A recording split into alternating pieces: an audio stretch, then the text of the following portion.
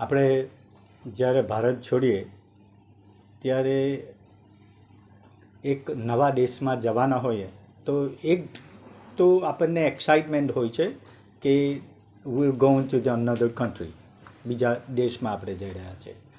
તો એ દેશ જોવાનો, એને માણવાનો, ત્યાં રહેવાનો એક ઉત્સાહ તો હોય છે.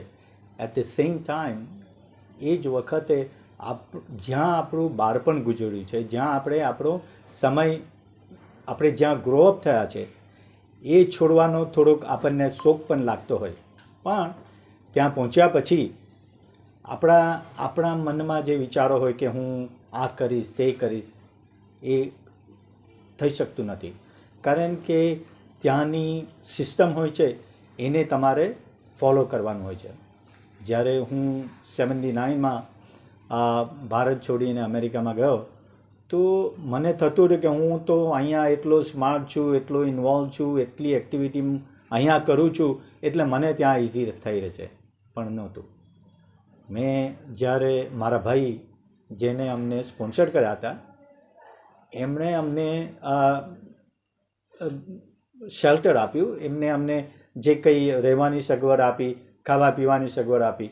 પરંતુ ત્યાં આગળ ત્યાંની સિસ્ટમને એડજસ્ટ થવા માટે ખૂબ વાર લાગ્યો, થોડી સ્ટ્રગલ કરવી પડી. કારણ કે ભાઈને ત્યાં એમના પોતાનું ફેમિલી હોય છે, એમાં પાછું આપણે એડજસ્ટ થવાનું હોય છે એમના સ્વભાવને આધારે. હું ગયો, મારા ભાઈ ભાભી બધા સારા હતા ભગવાનની કૃપાથી, પણ ઇંગ્લિશમાંની જે ત્યાંની લેંગ્વેજ છે એને આપણે આ ફોલો થવા માટે કે એને આપણે એડજસ્ટ થવા માટે ઘણો વાર લાગ્યો. ત્યાં આગળ ગયા પછી સવારે 5 વાગે ઉઠીને જોબની સર્ચ કરવા માટે, જોબ શોધવા માટે બહાર જવું પડતું હતું. 14 ઇંચ સ્નોમાં બહાર નીકળીને 4 જેકેટ પહેરીને જ્યારે તમે કોઈક જોબના ડોર ઉપર તમે નોક કરો ત્યારે તમારી પાસે એમની લેંગ્વેજ નથી, છતાં આપણે સ્ટ્રગલ કરીને, કારણ કે આપણી મજબૂરી છે, આપણને કામ જોઈએ છે, we have to set there. કોઈક જાતની પણ આપણી પાસે ઇન્કમ હોવી જોઈએ કે જેથી આપણે ભાઈને ત્યાં જ્યાં રહ્યા છે એમને થોડા મદદરૂપ થાય અને દેશમાં જે આપણું ફેમિલી છે એમને પણ આપણે મદદરૂપ થઈ શકીએ. એ માટે આપણે જે આ સ્ટ્રગલ કરતા હતા, તો ત્યાં આગળ જોબ શોધવા માટે આપણે ટ્રાન્સપોર્ટેશનની જરૂર પડે. આપણને ગાડી આવડતી ના હોય, આપણે આજુબાજુમાં જે કોઈ આપણા કમ્યુનિટીના માણસો હોય એમને આપણે વિનંતી કરવી પડે, એમના સમય પ્રમાણે આપણે જોબ શોધવા માટે જવું પડે. એટલે ઇટ ઇઝ નોટ ઇઝી. તમારું જે બિગિનિંગ છે એ એટલું સહેલું નથી કે તમે અમેરિકા ગયા અને બસ $1નું ઝાડ હલાવ્યું અને ડોલર નીચે પડી જાય, એવું નથી. You have to work hard, you have to adjust. તમારે તમારી જે મેન્ટાલિટી છે એને છોડીને એમની મેન્ટાલિટીને એડજસ્ટ થવું પડ્યું. અને આ ડિપેન્ડ્સ ઓન યુ ટુ કે તમે કેવી રીતે, કેટલા ઇઝીલી ત્યાં એડજસ્ટ થાવ છો. મને આપણા દેશ માટે ગયાના એક્ટિવિટીનો જે કંઈ મને અનુભવ હતો એ મને કામ લાગ્યો.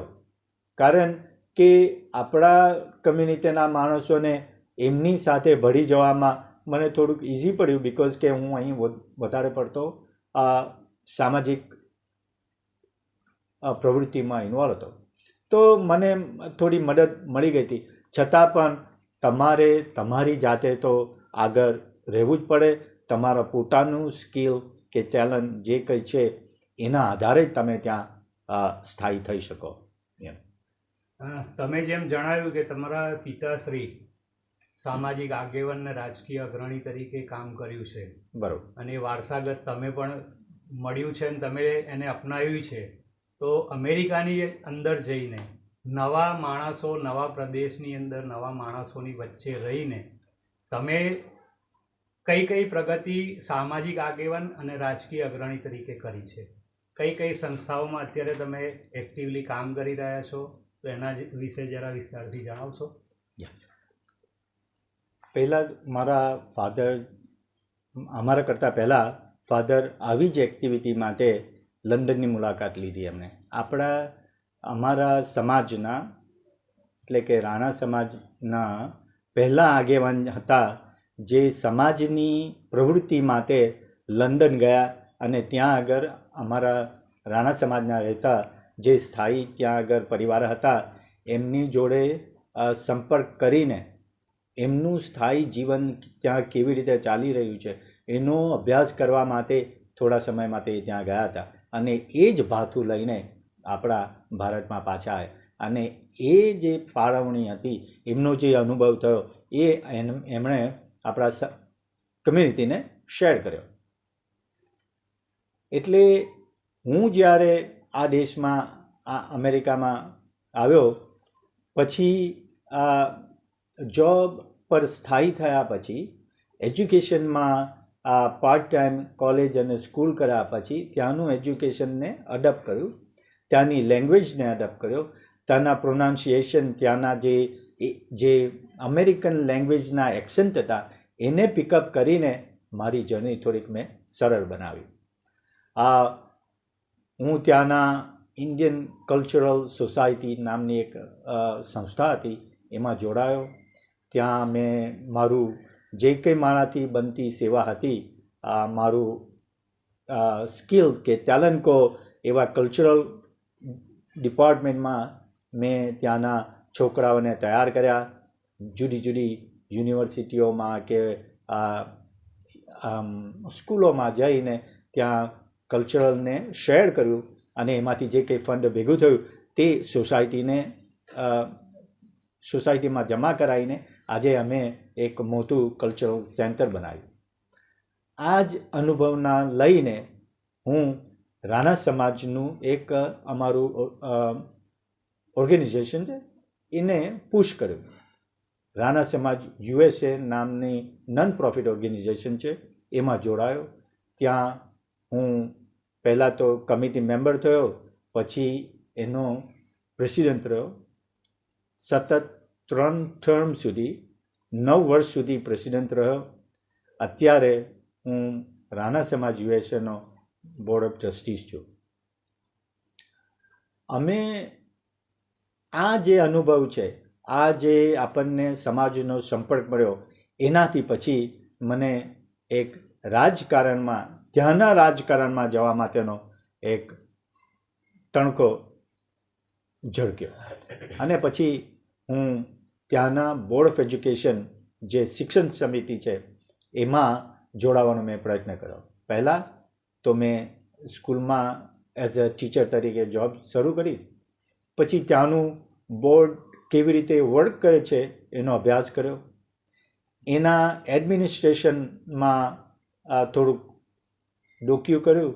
પછી થયું કે આપણા દેશમાંથી આવતા દરેક સ્ટુડન્ટ્સ, દરેક છોકરાઓ ત્યાંના છોકરાઓ કરતાં વધારે સ્માર્ટ છે. લેંગ્વેજનો પ્રોબ્લેમ છે, પણ language can be adapt any time. આપણે ભાષા તો શીખીશું, પણ આપણા દીકરાઓ જે કંઈ ભારતથી આવનારા દીકરાઓ બધા વધારે સ્માર્ટ છે. જ્યારે એ લોકો અમેરિકા આવે છે તો હું દરેક ફેમિલીને પહેલાં કોન્ટેક્ટ કરું છું કે ભાઈ તમે આવ્યા છો, તમારા સાથે જો દીકરાઓ હોય એમને સ્કૂલમાં દાખલ કરવાના હોય તો એમની પ્રોસેસ શું છે, એમને કઈ વેક્સિનની જરૂર છે, એમને કયા સબ્જેક્ટની જરૂર છે, આ બધી માહિતી એમને પહેલાં હું પૂરી પાડું છું. એમને જોઈતા ડોક્યુમેન્ટ હું જાતે એમના ઘરે જઈને કલેક્ટ કરું છું અને એ સ્કૂલમાં પ્રોપરલી એમને એડમિશન મળે એના પ્રયત્નો કરું છું. આ આપણા આવેલા જે બધા સમાજના કમ્યુનિટીના ફેમિલી છે એમને ભેગા કરીને પછી થયું કે હું હવે ત્યાંના બોર્ડ ઓફ એજ્યુકેશનના ઇલેક્શનમાં ભાગ લઉં. પછી મેં ત્યાં આગળ પિટિશન દાખલ કરી અને મેં મારી જાતને બોર્ડ ઓફ એજ્યુકેશનના ઉમેદવાર તરીકે જાહેર કર્યો. આપણા સમાજના જે હતા એ ફેમિલી એ બધાના મને સપોર્ટ હતો. એ સિવાય ત્યાંની કમ્યુનિટીને પણ આપણી એક્ટિવિટીઝમાં રસ હતો અને એમણે આપણું કામ જોયું.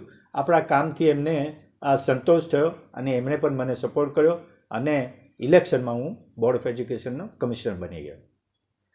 આ કમિશનર બનવાથી આપણી કમ્યુનિટીને તો લાભ મળ્યા, પણ એ લોકોને પણ અમેરિકન કમ્યુનિટી પણ થયું કે એક ભારતીય આ બોર્ડમાં આવીને જે નવા કે એજ્યુકેશનને કેવી રીતે સપોર્ટ મળે એવી પોલિસી મેં એમને બતાવી અને એ લોકોએ અડોપ્ટ કરી અને આજે એ લોકો મને માને છે કે એક ભારતીય યુવાન આપણા એસોસિએશન આપણા બોર્ડમાં આવીને આપણને આ રીતની મદદ કરી છે. છેલ્લા 22 વર્ષથી હું દરેક સિટી હોલ જેવી રીતે આપણો મ્યુનિસિપાલિટી છે અહીંયા, એવી દરેક મ્યુનિસિપાલિટી ઉપર આપણા દેશનો ધ્વજ ફરકે એના પ્રયત્ન કરી રહ્યો છું. છેલ્લા 20 વર્ષથી પસેક સિટીના સિટી હોલ ઉપર આપણા દેશનો રાષ્ટ્રીય ધ્વજ બિલકુલ અમેરિકન ધ્વજની સાથોસાથ એ એવરી 15th of August દરેક 15મી ઓગસ્ટે ત્યાંના મેયર, ત્યાંના જે બધા મ્યુનિસિપાલિટીના ચૂંટાયેલા કાઉન્સિલ પીપલ, સ્ટેટના એસેમ્બલી પીપલ જેને આપણે MLA કહીએ છીએ, ધારાસભ્ય કહીએ છીએ, અથવા તો ગવર્નરને પણ આપણે બોલાવીને આપણા દેશનો ધ્વજ દરેક સિટી ઉપર થાય એ માટે મેં પ્રયત્ન કરેલા છે. અને આજે પસેક સિટી અને ક્લિફ્ટન સિટીમાં અમે છેલ્લા 20 વર્ષથી આપણા દેશનો ધ્વજવંદન ત્યાંના ચૂંટાયેલા પ્રતિનિધિઓને સાથે રાખીને કરીએ છીએ.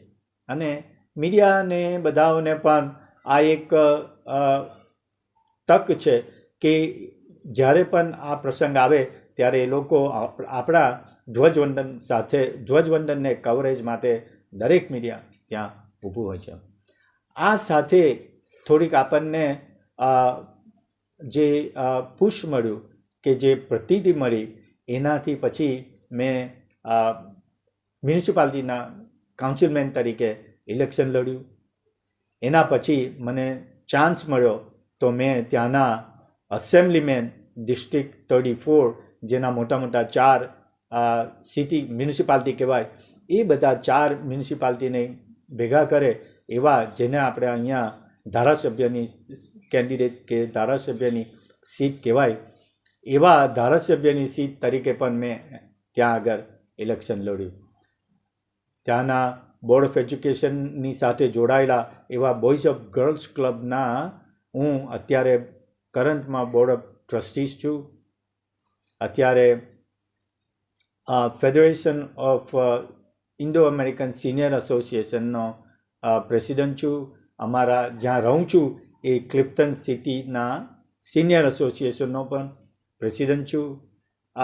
મેં હાઉસિંગ બોર્ડ કે દરેક સિટીમાં જે લોકોની ઇન્કમ ઓછી છે એ લોકોને હાઉસિંગના બેનિફિટ પ્રોવાઈડ કરવા માટેનું એક બોર્ડ છે. એ બોર્ડનું નોમિનેશન સ્ટેટના ગવર્નર થ્રુથી થાય. એ સ્ટેટના ગવર્નરે મને બોર્ડ ઓફ હાઉસિંગ ઓથોરિટીના કમિશનર તરીકે નિમેલો અને એની પણ મેં સેવા કરેલી છે. ટૂંકમાં ભારત દેશ છોડીને આપણે માતૃભૂમિનું અન્ન ભૂલ્યા નથી. એનો સ્વાદ હજુ પણ આપણને હૃદયમાં છે, એનો પ્રેમ હજુ પણ છે અને હું હંમેશા એ રાખીશ. આજે પણ હું અહીંયા આવ્યો છું અમેરિકાથી લગભગ છેલ્લા 8-10 વર્ષે હું આવ્યો છું, પણ મારો મહત્ત્વ કે મારો મેઇન એઇમ ફોકસ કમ્યુનિટીને મળવાનો છે. કમ્યુનિટીમાંથી શું પ્રાપ્ત કરું એ લઈને હું મારું એ જે મારી પ્રવાસનો અનુભવ ભેગો કરીને મારી કમ્યુનિટી કે આપણી કમ્યુનિટી જે અમેરિકામાં છે એની સાથે શેર કરીને એ લોકોને હું કેવી રીતે કહી શકું કે there is a better place ત્યાં, કે આપણે ભારતમાં પણ હજુ આપણે રિસ્પેક્ટફુલી આવકાર આપણને મળે છે અને એ ઓપોર્ચ્યુનિટી બધાએ લેવી જોઈએ. સામાજિક આગેવાન તરીકે ને રાજકીય અગ્રણી તરીકે તમે જે વિદેશમાં પણ નામના મેળવી છે, તો ખાલી એટલું પૂછીશ કે અહીંયાથી એટલે ભારતમાંથી કે પ્રદેશમાંથી, આપણા પ્રદેશમાંથી, ખાસ કરીને સમાજમાંથી જે છોકરાઓ કે ફેમિલી ત્યાં જશે તો તમારા તરફથી કેવો સપોર્ટ મળશે એમને અને શું હેલ્પ મળશે? અત્યારે પહેલી વાત તો હમણાં નરેન્દ્રભાઈ મોદી આપણા જે પ્રાઇમ મિનિસ્ટર છે તે આપણે ત્યાં અમારા ત્યાં ન્યુયોર્ક આવ્યા હતા, તો એમના આગમન માટેની એક એડહોક કમિટી બનાવી હતી એન્ડ હું એ એડહોક કમિટીનો મેમ્બર જ હતો. એનાથી કે ભાઈ જે કોઈ મહેમાનો આવવાના હોય ફોરેનથી બધા, તો એમની આગતા સ્વાગતા કહેવાય, એમને ક્યાં આગળ એમને કઈ કઈ સવલતો પૂરી પાડવી એ બધાનો નું જે નક્કી કરતી હતી એ કોર કમિટીનો મેમ્બર જ હતો. આ નરેન્દ્રભાઈનો મેસેજ હતો કે ભાઈ ભારતીયોને NRI કેવી રીતે મદદરૂપ થઈ શકે, અને એ એક તક ઝડપીને ભારતથી આવનાર દરેક ફેમિલીને મારું સૂચન છે કે જો તમે આવો તો મને ગમે ત્યારે any time you can call me, અને મારથી બનતી બધી હું મદદ કરીશ. કારણ કે હું ત્યાંની એજ્યુકેશન સિસ્ટમ જોડે જોડાયેલો છું, ત્યાંની રાજકારણીય કમિટીઓ કે ત્યાંની જે કંઈ ઓર્ગેનાઇઝેશન છે, પાર્ટી લેવલ છે, એમની જોડે પણ સંકળાયેલો છું. ઇમિગ્રેશનના જે કંઈ ક્વેશ્ચન છે એમના ફેમિલીને, એમને પણ હું મદદ કરી શકું છું. હું અત્યારે કાઉન્સિલ જનરલ જોડે face to face one on one સંબંધ છે મારો ત્યાંના કાઉન્સિલ જનરલ મિસ્ટર ડૉક્ટર પ્રધાન જોડે. તેમના જે કોઈ સ્ટાફ છે બધા, એ બધા સાથે પણ હું એકદમ નિકટથી સંકળાયેલો છું. આપણા સમાજના, આપણી કમ્યુનિટીના જે કોઈ ક્વેશ્ચન હોય ઇમિગ્રેશનને બાબતે, વિઝા છે, એમના પાસપોર્ટ, એમના ફેમિલી ના કોઈક ઇસ્યુ હોય, તો એ બધાને રજૂ કરવા માટે હું પ્રયત્ન કરું છું, એમની સાથે રહું છું, અને યોગ્ય જગ્યાએ એમની સાથે હું જઈને એમને મદદ કરું છું. હવે મારી જે સેવા છે એ તો હું મારી રીતે કરું છું, પણ જેમને સેવાની જરૂર છે એમણે પણ આગળ એક સ્ટેપ કરીને મને ફોન કરીને કે મને કોન્ટેક કરીને એમને જોઈતી જરૂરિયાત માટે મને જાણ કરે તો હું મારાથી બનતી બધી મદદ કરીશ. સમાજને કોઈ ટૂંકમાં મેસેજ આપવા માગશો તમે? હવે મારા અહીંયા આવવાનો મેઇન એઇમ એ જ છે કે ભાઈ આપણે દેશ છોડીને ગયા છીએ, જે દેશનું આપણે અન્ન ખાધું છે એનું આપણે ઋણ ચૂકવવાનું છે. Never forget your મધરલેન્ડ. આપણે કર્મભૂમિને આપણે કામ કરીએ છીએ ત્યાંનું ઋણ છે જ, પણ જેમાં જે જગ્યા પર આપણે જન્મ લીધો છે એને આપણે ના ભૂલી શકીએ. તો દરેક NRIs please stay in touch with your town. તમારા ગામમાં, તમારા શહેરમાં, તમારા જિલ્લામાં, તમે જ્યાં તમારી સ્કૂલો, જ્યાં તમે એજ્યુકેશન લીધું છે, તમે જ્યાં ભણ્યા છો, તમે જે પરિવારમાં ઉછર્યા છો, આ લિંકને તમે જાળવી રાખો. ભલે તમે આપણા દેશમાં, અમેરિકામાં ભલે આપણે બિઝી થઈ ગયા હોય, પણ થોડો સમય કાઢીને પણ આપણે અહીંયા ભારતમાં રહેતા તમારા પરિવારને કે તમારી સ્કૂલ અને તમારા કોલેજમાં જ્યાં તમે અભ્યાસ કર્યો છે એ શિક્ષણ ઇન્સ્ટિટ્યૂટને આપણે કઈ રીતે મદદ કરી શકીએ એનું પણ આપણે ધ્યાન રાખવું જોઈએ. એટલે આપણે બહાર ગયા છીએ, પણ આપણા દેશમાં આપણે જ્યાં રહી ચૂક્યા છે, જે પરિવારમાં રહી ચૂક્યા છે, એમને આપણે મદદ કરવાની આપણી જવાબદારી છે.